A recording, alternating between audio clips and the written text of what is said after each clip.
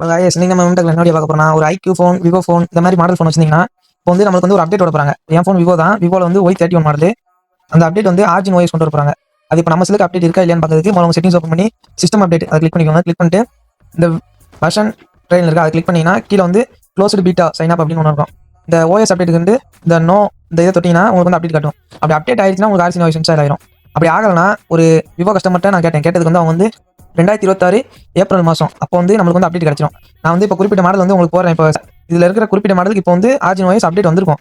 தெரியலனா அந்த வீடியோ பார்த்து மறக்காம அப்டேட் போட்டுக்கோங்க. அப்படி வரலனா ஏப்ரல் 2026 ஏப்ரல் மாதம் நம்மளுக்கு கண்டிப்பாக அந்த அப்டேட் வந்துடும். நம்ம யூஸ் பண்ணிக்கலாம்.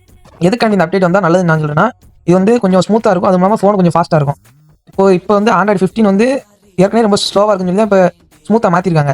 இந்த ஆர்ஜின் OS வந்து சைனாவில் ரன் ஆனது. இப்போ நமக்கு ரன் பண்ண விவோலேருந்து நமக்கு வந்து ஒரு சின்ன ஆப்பர்ச்சுனிட்டி கொடுக்காங்க.